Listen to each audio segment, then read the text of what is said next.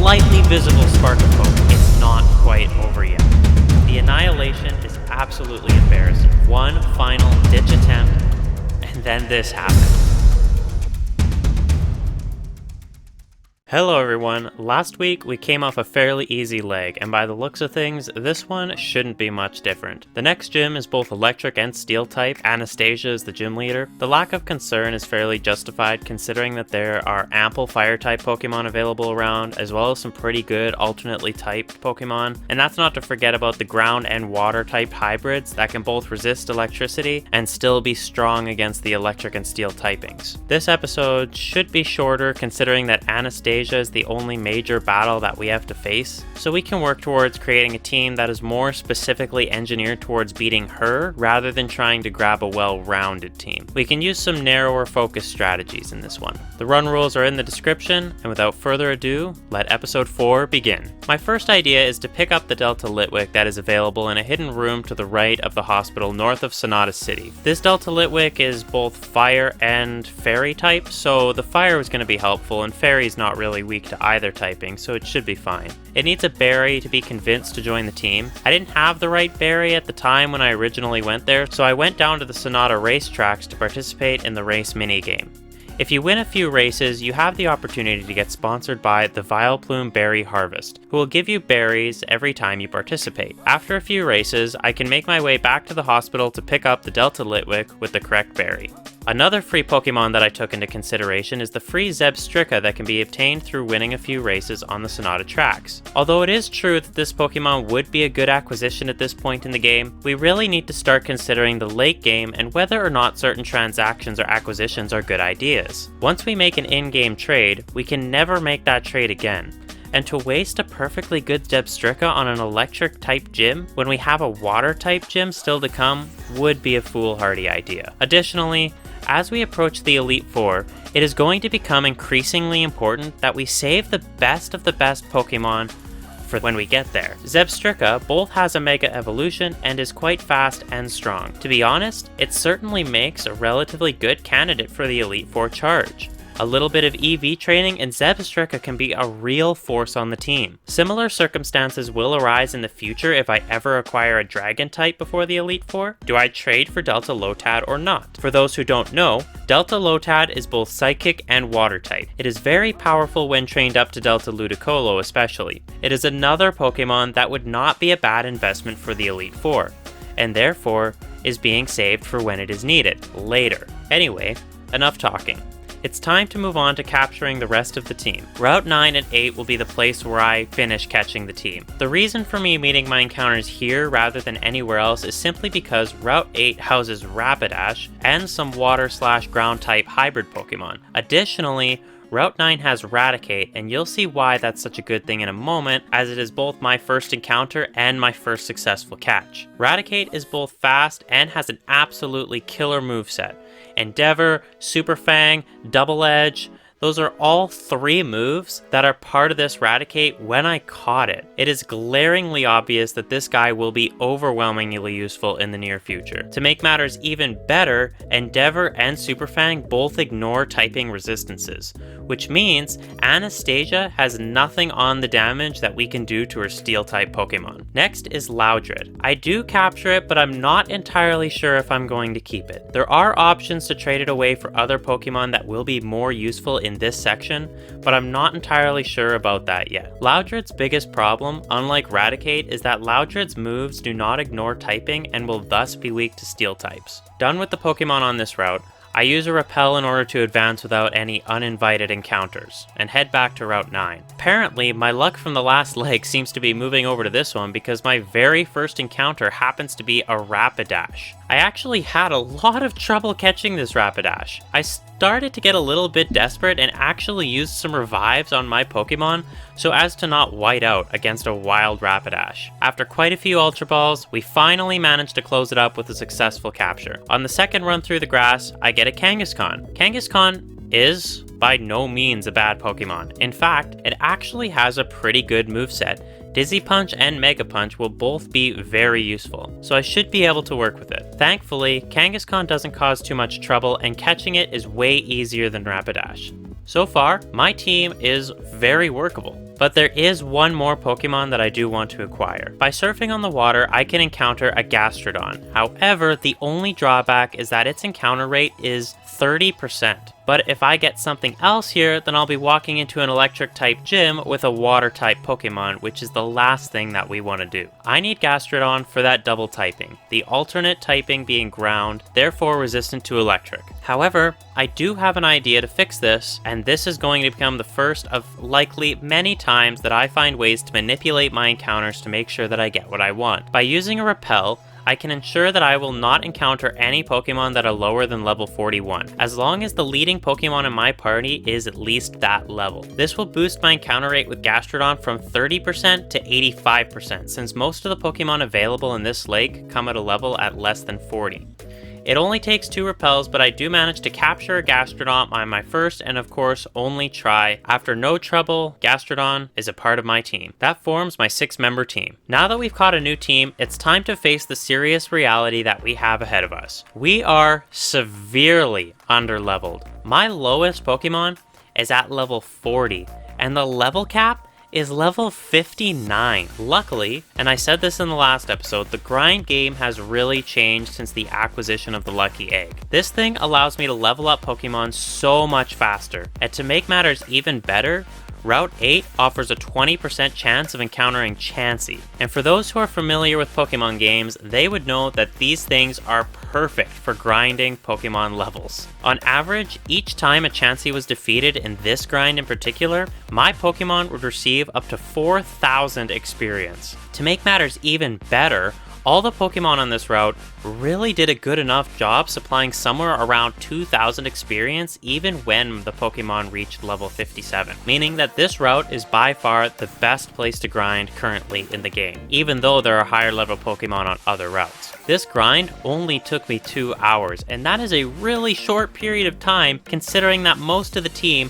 had over 15 levels to go to get to the cap. Oh yeah, on this grind, Litwick evolved into Lampent, and with a shiny stone, I was able to evolve Lampent into Chandelure. Also, Loudred evolved into Exploud. Speaking of Exploud, let's pause the grind here for a second to talk about Exploud and how useless he is to this team. Loudred and Exploud were both taking a really long time to level up during the grind and slowly started to fall behind. I started to do some research regarding Loudred's stats and moveset. My discovery showed that his moveset really doesn't suit me in this leg of the run, considering that all his best moves are normal type and lack the necessary diversity that I need in order to win. Using him to beat the next gym will only be more of a hindrance than a help. So I made a decision to trade it away for a Slugma instead, which, of course, evolved into Magcargo very quickly. You can probably see where my train of thought was for this decision, but you'll soon see why I have just made a fatal error. Since Exploud doesn't help much in the next gym, I switched to a Pokemon that will, a Fire and Rock type, Magcargo. Additionally, this trade won't make any difference going into the Elite Four since there is no way I would use a Magcargo for the Elite Four. As I said before, the decisions that I make now are going to affect my chance for the Elite Four every time I beat another gym leader. I need to carefully monitor how I will play the game and how I will approach battles in the late game strategy. I'm going to need tank Pokemon, I'm going to need powerhouse Pokemon, I'm going to need a status effect Pokemon. I have to carefully consider the non-renewable items I use and the Pokemon that I acquire. Magcargo is not a good Pokemon for the late game, so I have no concerns for using him here. Aside from that, I head over to the gym to do our recon battle to get a small taste of what we're dealing with. Wait, no. No. Oh my goodness. How could I have possibly overlooked this? Oh, I thought the battle against Audrey was after the gym. I can't believe I forgot. I'm going to have to find a way to beat Audrey, who specializes in water types when half my team is fire type. What am I gonna do? Battle after battle, I lose once, twice, 3 times, over and over again. Fruitless attempt after fruitless attempt. This is absolutely hopeless. I seriously don't see this happening, guys. The run might just be over. My level of desperation here is really getting quite severe. I do not know what to do. I need to take a breath. I need to take a breath. I need to step back and look at the options that I have. I need to find a way to get my speed higher so that I can land hits on the opposition without fainting before I even get a chance. I also need to deal with my moveset. Time to start with the move relearner. I start by giving Raticate quick attack so that I can actually hit the opponent when I need to. That combined with Endeavor and a focus sash should do a solid on taking out one of the tougher opponents. For Gastrodon, I teach Mud Slap. You may be thinking, Mud Slap is a really weak attack and can't really do anything. Well, you are absolutely correct. But that is not why I'm using it. I need it because it can be used to decrease the opponent's accuracy. And with the powerhouse moves that the opposition has and the fact that Gastrodon is the only one who can seem to tank even one hit from anyone on Audrey's team, this move may just prove to be pivotal. Next, I need to work on fully leveling up my team. I don't have very far to go, but one of the things I do before leveling my team the rest of the way to the level cap is to buy the Power Anklet. Power Anklet is a holdable item that encourages speed gain when leveling up. It won't do much, but at the very least it will do something in this seemingly impossible scenario. Also, I have some money, so I spend pretty much all of it on Carbos. Carbos is a vitamin item that you can give to your Pokemon to increase their speed EVs by a value of 10 all the way up to 100. After 100, you have to EV train yourself. I have never personally taken advantage of EV training to win battle, simply because it's normally not necessary in order to win. Beating the original Pokemon games are honestly not hard. I was curious though. I knew that beating certain Pokemon offered you some extra EVs to increase that stat without leveling up. On Route 8 there are Rapidash, a Pokemon that gives 6 speed EVs for every time you defeat it. I headed there with Kangaskhan and Raticate, ready to grind. And before long, after using some Carbos and fighting plenty of Rapidash, I noticed that my speed stats were actually increasing. There was hope. A small, yet slightly visible spark of hope. Maybe, just maybe, it's not quite over yet. Now this grind takes time. After 3 hours, I finally improved my Raticate's and Kangaskhan's speed all the way to 140. Is it ready? Do we stand a chance now? The whole team is at level 59, and with intense EV speed training, can we do it? The annihilation is absolutely embarrassing. Several attempts later and I only taste the despair of consecutive defeats so much harder than I did before. I am really considering that winning with this team just may not be possible. Is there really any way for this to be pulled off? For the first time, quitting is genuinely on my mind. I really don't know what else to do. I can keep EV training, but after all the EV training we already did, I'm not too sure there is really anything else we can do to bring us where we need to be. On top of it all, I am flat out of money. I know there is one way to cheat the game and win every single time with no fail, but I don't want to steep that low. I really don't want to. It could keep the run going legitimately, but the victory would lack all satisfaction. I might just have to break the run. There is a solution to the money problem though. Infinite money exists in this game through the Sonata Racetrack sponsorships. If you get good enough, you can make a ton of money in a very short amount of time. Before long, I start racing, get good at racing, and earn enough money for 200 revives to use over and over again until Audrey runs out of power points, forcing her to struggle and ultimately granting me the victory. But let's wait just a minute. I'm gonna sleep on this before making this decision. Okay, it's the next day, and I think I'm gonna go ahead and give it one last college try and play for one final ditch attempt at beating Audrey legitimately. If I lose this one last time, it's over and I'm definitely quitting the run. And then this happened.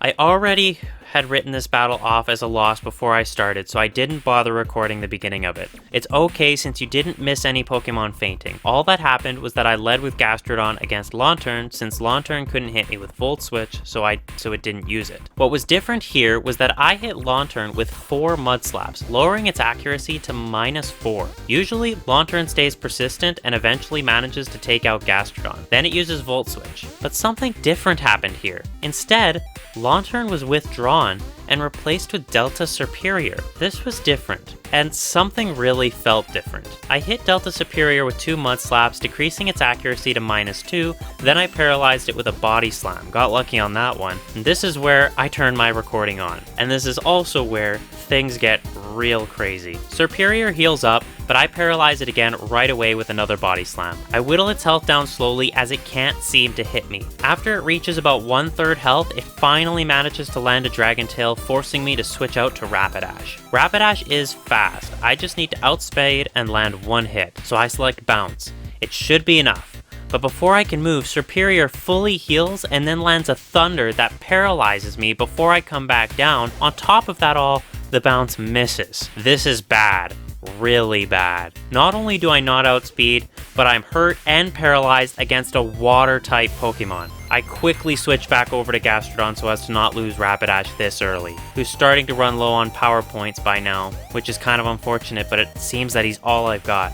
He tanks the next Thunder since it doesn't affect him. Serperior uses Glare and paralyzes me. That's not good. I get 2 body slams off, failing to paralyze him in the process. Then another Dragon Tail lands, this time pulling out Kangaskhan. I select Dizzy Punch in the hopes to get a Miracle Confusion. Turns out, somehow Kangaskhan outspeeds and gets the lucky Confusion. Then Serperior hits itself in Confusion. Finally, I know I outspeed and managed to finish off the Serperior. This was the first time I had ever managed to take out Serperior. I'm absolutely elated at this point. I knew I had to pull this off. I wasn't going to get another chance because I was going to stick to it, and this was the last time I was going to try legitimately. Crawdaunt comes out next, and this is the only Pokemon I really had a plan for that I knew was going to work. I know Crawdaunt still outspeeds, so I select Reversal, a super effective move that will have 200 power when Crawdaunt brings Kangaskhan down to 1 health. Barely surviving because of a Focus Sash, Reversal is an easy one-hit KO. The rest of this battle now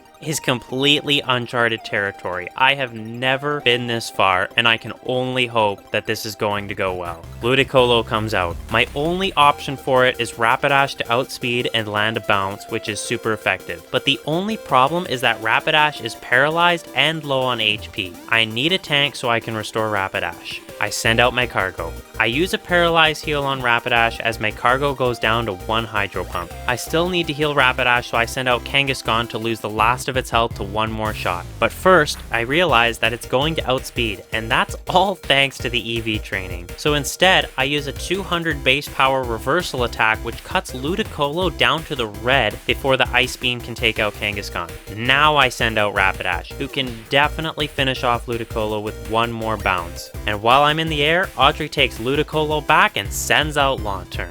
Just figures, who's barely affected by the bounce at all. I switch out to Gastrodon, and the Volt Switch of course does absolutely no damage. First I heal my paralysis, only getting hit by a Toxic. I set to use another Mud Slap to work on decreasing Lanturn's accuracy again, but Audrey takes it back and instead sends back Ludicolo, who takes the hit and gets accuracy reduced. I know 1 Body Slam will do the trick on health that is that low, so I select it, but Ludicolo somehow outspeeds and Giga Drains all my health away, healing itself to half health. Out comes Rapidash. At this point, I can only pray that Bounce does enough damage to take it out, and it does. Now, we face Kyogre, the real threat. How can I possibly manage to beat this guy with what I have left? I have an idea. I send out Raticate. I expect Kyogre to outspeed, so I start with Endeavor, which still does damage, but I find out very quickly that I actually outspeed. We can thank the EV training for that. But Kyogre uses Calm Mind, not an attacking move. I can't afford to use Double Edge until Kyogre's HP is a lot lower, because if it doesn't finish it off, my Focus Sash won't work. So I use a Super Fang instead, bringing it down to about 1/3 health. Kyogre uses another Calm Mind. I use Quick Attack thinking it will do better than Super Fang, but it doesn't. But it does bring Kyogre down to the red. And Kyogre uses another Calm Mind. I use another Quick Attack, but Audrey withdraws Kyogre and sends out Lanturn, so I end up hitting Lanturn instead. I switch to Chandelure. I only know it's safe to do so at this point because I know for a fact that Lanturn is out of water type power points. Lanturn lands 1 Toxic, poisoning me, while Chandelure tanks 1 Volt Switch. I take time to revive Gastrodon and Kyogre is back out. I risk it big by leaving the fire type out, and I select a Dazzling Gleam. It barely does any damage, but Kyogre goes for Calm Mind again. Only 1 more Dazzling Gleam will finish this thing off, and Kyogre uses Calm Mind another time, and Dazzling Gleam hits, and Chandelure has slain the monster. Kyogre goes down. Launturn comes back out, so I send out Gastrodon. After healing myself, takes some more time to heal the rest of my teammates. At this point, Launturn is running severely low on power points, but then again, so am I. Soon, Audrey is forced to switch again and Alakazam comes out.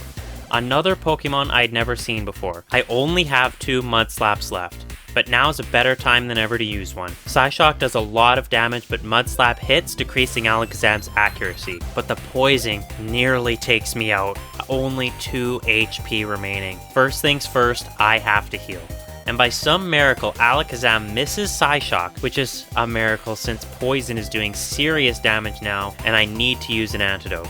However, Psyshock does land, taking me back down to the red. I heal on the next turn, and Psyshock misses. Psyshock misses again, and I use my final Mudslap, bringing his accuracy down to -2. Another Psyshock misses, then my Body Slam not only lands, but also paralyzes. The next Body Slam brings him into the red, and then he misses Focus Blast. One more Body Slam lands, and Alakazam is gone. Only one opponent remains. The one who I started this battle against will be the one I finish against. After all this, one more dive, one more ditch effort. However this last battle goes, I can only say that I am so proud to have made it this far. I used my last 4 Muddy Waters, bringing Launturn down to -1 accuracy, getting that lucky reduction. Launturn lands 1 Toxic, but misses all other shots in that stretch. Next, I use up all my Body Slams, and then it happens. Launturn runs out of power points for all non-electric type moves. It is now doing no damage to me at all, even by poison. But then, it happens. Gastrodon runs out of power points for all damaging moves. I have no choice but to switch. I send in Chandelure. Dazzling Gleam does about 1/4 health every time, but I get paralyzed right away, and Volt Switch can now do damage again. Launturn is down to half health, but I need to heal. I take 2 more Volt Switches, but Dazzling Gleam brings him down to 1/4 health, and I need to heal again. I tank 2 more Volt Switches, but 1 more Dazzling Gleam brings him down to a sliver. Only 1 more hit. I heal 1 last time, and 1 last Dazzling Gleam finally ends this long fight. This was my legit last attempt. After this battle, I was going to give up. If you watch the footage of the battle, you will see that I had a stock of over 200 revives. I was ready to default, but somehow this battle was possible. I don't know if I can ever believe that it won't be possible to win a battle again. With this team, there was a way.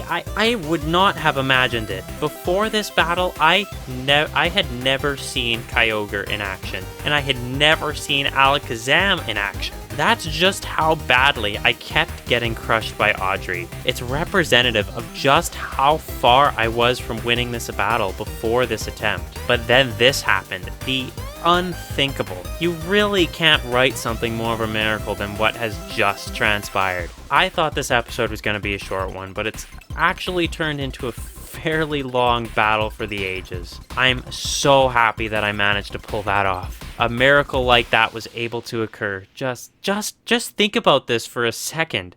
I just beat a water type team in a hard mode with a team that was made of primarily fire types. I'm just so mind blown. In fact, I'm so happy with this win that I think I'm going to end this episode here, and the Anastasia fight will have to wait for the next episode. Quite frankly, I don't know if I will ever be able to consider a battle to be hard after that. To celebrate not having to use all those revives, you can actually witness me selling all of them. Never again will I ever even consider using this to get past a battle. I will beat this challenge legitimately, and after today, I know that this is going to be possible. I can only hope that you're going to join me for the rest of this journey, and if you want to see more, be sure to hit that subscribe button, ring that notification bell to find out about new releases as soon as they happen. Thanks for being here with me, hit that like button, and I'll see you next time. Thanks for watching. I'll see you in a week.